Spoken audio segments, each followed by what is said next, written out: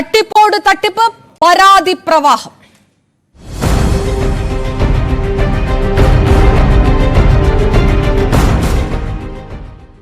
പാതിവില തട്ടിപ്പിലൂടെ സമാഹരിച്ച പണത്തിൽ വലിയൊരു പങ്ക് ആഡംബര ജീവിതത്തിന് വേണ്ടി അനന്തകൃഷ്ണൻ ഉപയോഗിച്ചിരുന്നു എന്നതിന്റെ തെളിവുകൾ കൂടിയാണ് ഇപ്പോൾ ഏറ്റവും ഒടുവിൽ പുറത്തുവരുന്നത്.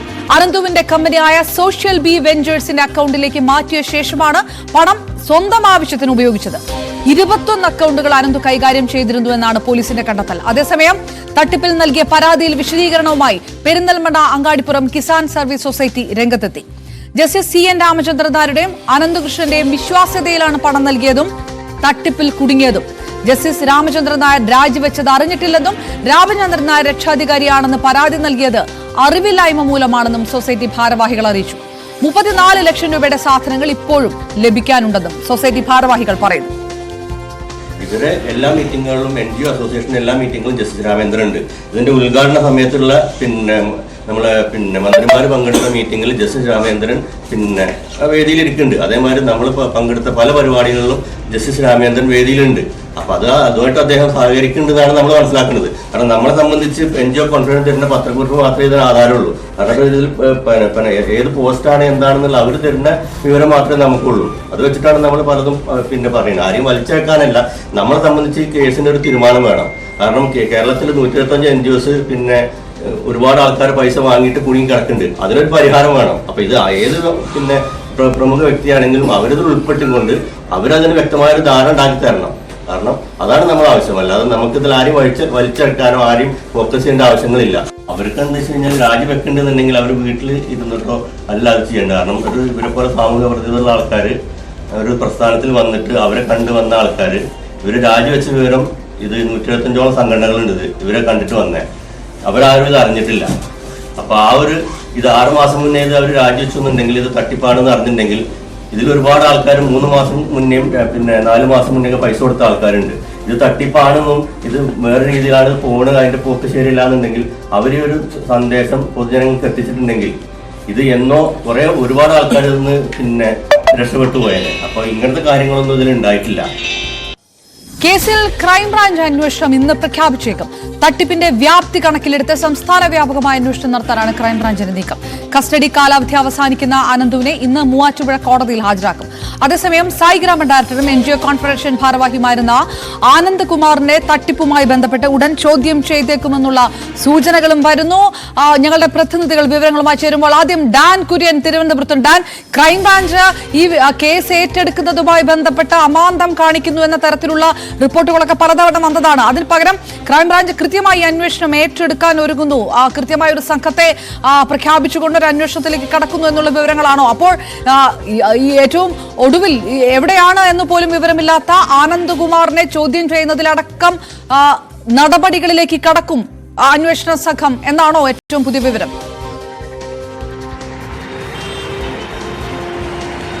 ഇന്നലെ സംസ്ഥാനത്തിന്റെ ക്രമസമാധാന ചുമതലയുള്ള ADGPയും ക്രൈംബ്രാഞ്ച് ADGPയും മുഖ്യമന്ത്രിയുമായി നടത്തിയ കൂടിക്കാഴ്ചയ്ക്ക് പിന്നാലെയാണ് ഈ സംഭവത്തിന്റെ ഗൗരവം കണക്കിലെടുത്തുകൊണ്ട് ക്രൈംബ്രാഞ്ചിന്റെ പ്രത്യേക അന്വേഷണ സംഘത്തെ രൂപീകരിക്കാനുള്ള നിർദ്ദേശം മുഖ്യമന്ത്രിയുടെ ഭാഗത്തു നിന്ന് തന്നെ അന്വേഷണ ഉദ്യോഗസ്ഥർക്ക് നൽകിയത്. ആ പശ്ചാത്തലത്തിലാണ് ക്രൈംബ്രാഞ്ച് മേധാവി H. വെങ്കടേഷിന്റെ നേതൃത്വത്തിൽ പ്രത്യേക അന്വേഷണ സംഘത്തെ ഇന്ന് രൂപീകരിക്കുക. അതിൽ എത്ര പേര് അടങ്ങുന്നതായിരിക്കും ഈ സംഘം, ഏതൊക്കെ ഉദ്യോഗസ്ഥരാണ് ഇതിൽ ഉൾപ്പെട്ടിരിക്കുന്നത് എന്നതടക്കമുള്ള കാര്യങ്ങൾ വൈകാതെ തന്നെ വ്യക്തമാകുമെന്നാണ് അറിയുന്നത്. ഈ കാര്യങ്ങളിൽ ഇന്നലെ തന്നെ ഒരു ധാരണ ഉണ്ടായിട്ടുണ്ടായിരുന്നു. സംസ്ഥാനത്തിന്റെ വിവിധ ഭാഗങ്ങളിലായി ഇപ്പോഴും നിരവധി പരാതികളാണ് ഈ തട്ടിപ്പുമായി ബന്ധപ്പെട്ട് പോലീസിന് ലഭിച്ചുകൊണ്ടിരിക്കുന്നത്. ഈ പശ്ചാത്തലത്തിൽ ക്രൈംബ്രാഞ്ചിന്റെ എക്കണോമിക് ഒഫൻസ് വിംഗ് ആണ് ഇത്തരം കേസുകൾ സാധാരണയായി കൈകാര്യം ചെയ്യുന്നത്.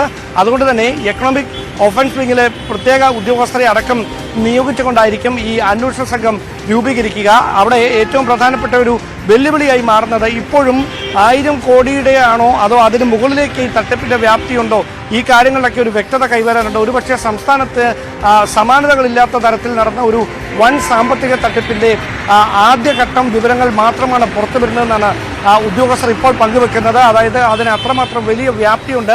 അവിടെ പ്രധാനപ്പെട്ട കാര്യം അനന്തകൃഷ്ണൻ എന്നൊരു വ്യക്തിയിൽ മാത്രം ഒതുങ്ങുന്നതല്ല. സമൂഹത്തിലെ പല പ്രമുഖർക്കും ഈ സംഭവവുമായി പ്രത്യക്ഷത്തിലും പരോക്ഷത്തിലും ബന്ധമുണ്ട് എന്ന തരത്തിലുള്ള സൂചനകളാണ് ഉന്നത ഉദ്യോഗസ്ഥരുടെ ഭാഗത്തു നിന്ന് നമുക്ക് ലഭിക്കുന്നത്. അങ്ങനെയാണെങ്കിൽ ഏതൊക്കെ പ്രമുഖരിലേക്ക് അന്വേഷണം നീളുമെന്നതാണ് ഇനി കാത്തിരുന്ന് കാണാനുള്ളത്. കണ്ണൂരിൽ ഇതിനോടകം തന്നെ സായിഗ്രാമം ഡയറക്ടറും NGO കോൺഫെഡറേഷന്റെ ഭാരവാഹിയുമായിരുന്ന അനന്തകുമാറിനെതിരെ ഇതിനോടകം ഒരു കേസ് രജിസ്റ്റർ ചെയ്തിട്ടുണ്ട്. മൂവാറ്റുപുഴയിലും സമാനമായ തരത്തിൽ അനന്തകുമാറിനെതിരെ കേസ് രജിസ്റ്റർ ചെയ്യപ്പെടും എന്നാണ് ലഭിക്കുന്ന വിവരം. അങ്ങനെയാണെങ്കിൽ വൈകാതെ തന്നെ അനന്തകുമാറിനെ കസ്റ്റഡിയിലെടുത്ത് ചോദ്യം ചെയ്യുന്ന തരത്തിലുള്ള കടുത്ത തീരുമാനങ്ങളിലേക്ക് ക്രൈംബ്രാഞ്ച് കടന്നേക്കും. എടുത്തു പറയേണ്ട കാര്യം, ശാസ്തമംഗലത്തെ അദ്ദേഹത്തിന്റെ വീട്ടിൽ അദ്ദേഹം എത്തുന്നില്ല. കുറച്ച് ദിവസമായിട്ട് ആ വീട് പൂട്ടിയ നിലയിലാണ്. അവിടെ സെക്യൂരിറ്റി ജീവനക്കാരോട് ചോദിക്കുമ്പോൾ അദ്ദേഹം എവിടെയാണെന്ന് അറിയില്ല എന്നൊരു മറുപടി മാത്രമാണ് തരുന്നത്.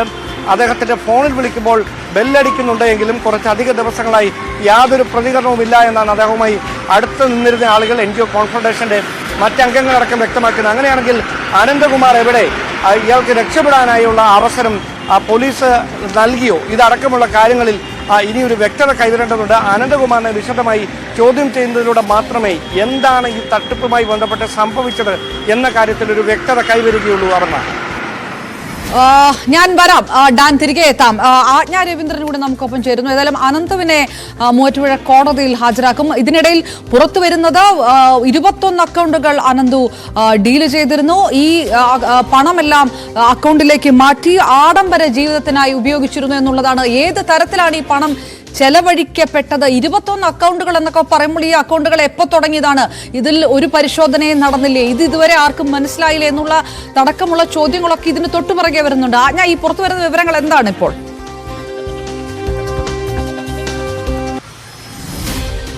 അപർണ, അനന്തു സ്വന്തം പേരിൽ സോഷ്യൽ ബി വെഞ്ചേഴ്സ് എന്നൊരു കമ്പനി രജിസ്റ്റർ ചെയ്ത ശേഷം അതിലൂടെയാണ് പകുതി വില തട്ടിപ്പിലൂടെ ലഭിച്ച പണം തിരിമറി നടത്തിയതെന്നാണ് പോലീസ് റിപ്പോർട്ട് ചെയ്യുന്നത്. അങ്ങനെയാണ് അതിൽ നിന്നും വ്യക്തമാകുന്നത് ഇതുമായി ബന്ധപ്പെട്ട നിരവധി അക്കൗണ്ടുകളുണ്ട്. അതും പനമ്പള്ളി നഗറിലെ കോട്ടയം മഹീന്ദ്ര ബാങ്കിന്റെ ബ്രാഞ്ചിലുള്ള അക്കൗണ്ടുകളിൽ നിന്നും പണം ഇടപാടുകൾ നടത്തിയിട്ടുണ്ട്. അത് നിരവധി വലിയ തുകയുടെ ഇടപാടുകളാണ് നടത്തിയിട്ടുള്ളത്. മാത്രമല്ല കഴിഞ്ഞ ഡിസംബർ മാസത്തിൽ മാത്രം അനന്തു കൃഷ്ണൻ കൊച്ചിയിൽ നിന്നും ഡൽഹിയിലേക്ക് പോയത് 6 തവണയാണ്. ആ വിമാനയാത്രയ്ക്ക് മാത്രം ഏകദേശം 4 ലക്ഷത്തോളം രൂപ ചെലവഴിച്ചിട്ടുണ്ട്. അതുപോലെ കൊച്ചിയിൽ നിന്നും ഡൽഹിയിലേക്കുള്ള യാത്രയിൽ പലയിടത്തും, കേരളത്തിലും ഡൽഹിയിലും ഉൾപ്പെടെ പലയിടത്തും പഞ്ചനക്ഷത്ര ഹോട്ടലുകളിലാണ് അനന്തു കൃഷ്ണൻ താമസിച്ചിരുന്നത്. ഈ ഒരു സാഹചര്യത്തിൽ, അതായത് ദിവസം 25,000 രൂപ വരെ റെന്റുള്ള, വാടകയുള്ള പഞ്ചനക്ഷത്ര ഹോട്ടലുകളിൽ താമസിച്ചു എന്ന് തന്നെയാണ് വെളിപ്പെടുന്നത്. ഈ പറയുന്നതിൽ പോലെ ഒരു 3-3.5 ലക്ഷം രൂപ അതിനും ചെലവഴിച്ചിട്ടുണ്ട്. എന്താണ് അനന്തു കൃഷ്ണ ഇത്ര തവണ ഡൽഹിയിലേക്ക് പോകാനുള്ള ഉണ്ടായ സാഹചര്യം എന്താണെന്ന് പോലീസ് പരിശോധിച്ച് വരുന്നുണ്ട്. അതുപോലെ അനന്തു കൃഷ്ണൻ തനിച്ചാണോ യാത്ര നടത്തിയിട്ടുള്ളത് തുടങ്ങിയ കാര്യങ്ങളൊക്കെ അന്വേഷിക്കുന്നുണ്ട്. എന്തായാലും 21 അക്കൗണ്ടുകളാണ് അനന്തു കൃഷ്ണന്റെ മാത്രം പേരിലുണ്ടായിരുന്നത് എന്നാണ് പോലീസ് കണ്ടെത്തൽ. ഇതിലൂടെ കോടിക്കണക്കിന് രൂപയുടെ ട്രാൻസാക്ഷൻ നടന്നിട്ടുമുണ്ട് എന്ന് കണ്ടെത്തിയിട്ടുണ്ട്. എന്തായാലും അനന്തു കൃഷ്ണൻ രജിസ്റ്റർ ചെയ്തിട്ടുള്ള, അതായത് അനന്തു കൃഷ്ണന്റെയും രാധാകൃഷ്ണൻ എന്ന് പറയുന്ന ഒരാളുടെയും പേരിലാണ് സോഷ്യൽ ബി വെഞ്ചേഴ്സ് എന്ന കമ്പനി രജിസ്റ്റർ ചെയ്തിരിക്കുന്നുണ്ട്. പനമ്പള്ളി നഗറിലെ സോഷ്യൽ ബി വെഞ്ചേഴ്സ് കഴിഞ്ഞ ദിവസം പൂട്ടിയിരുന്നു. ഈ പകുതി വില തട്ടിപ്പുമായി ബന്ധപ്പെട്ടുള്ള അന്വേഷണത്തിന്റെ ഭാഗമായി അത് പൂട്ടിയിരുന്നു. ഇങ്ങനെ ഈ സംസ്ഥാനത്തുടനീളം ഇത്തരം കമ്പനികൾ ഉണ്ടോ, അല്ലെങ്കിൽ കൊച്ചിയിൽ സോഷ്യൽ ബി വെഞ്ചേഴ്സ് മാത്രമേ ആണോ അനന്തു കൃഷ്ണൻ ഇങ്ങനെ സ്വന്തം പേരിൽ രജിസ്റ്റർ ചെയ്തിട്ടുള്ള കമ്പനി എന്നുള്ള കാര്യത്തിലും അന്വേഷണം നടക്കുന്നുണ്ട്. എന്തായാലും നിലവിൽ 21 അക്കൗണ്ടുകൾ അനന്തു കൃഷ്ണന്റെ പേരിൽ കണ്ടെത്തിയിട്ടുണ്ട്. ഈ അക്കൗണ്ടുകളിലൂടെയൊക്കെ കോടിക്കണക്കിന് രൂപയുടെ ട്രാൻസാക്ഷൻ നടന്നിട്ടുണ്ട് എന്നും പോലീസ് കണ്ടെത്തുന്നുണ്ട്. അപർണ, ഓക്കെ, ഞാൻ തിരികെ എത്താം.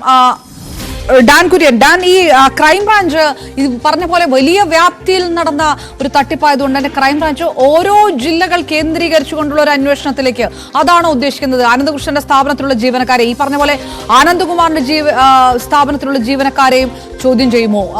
രാഷ്ട്രീയ പ്രതിനിധികളുടെ പേരുകൾ പുറത്തു വന്നതായി അല്ലെങ്കിൽ നൽകിയതായിട്ടുള്ള വിവരങ്ങൾ ഇന്നലെയൊക്കെ പുറത്തു വന്നതാണ്. എറണാകുളം, കോട്ടയം ജില്ലകളിലുള്ള രാഷ്ട്രീയ നേതാക്കന്മാർക്ക് പണം നൽകിയതുമായി ബന്ധപ്പെട്ട് ആ വിഷയവും ഈ അന്വേഷണത്തിലുണ്ടോ? ആ പേരുകൾ എന്തെങ്കിലും പുറത്തു വരാനുള്ള സാധ്യതയുണ്ടോ?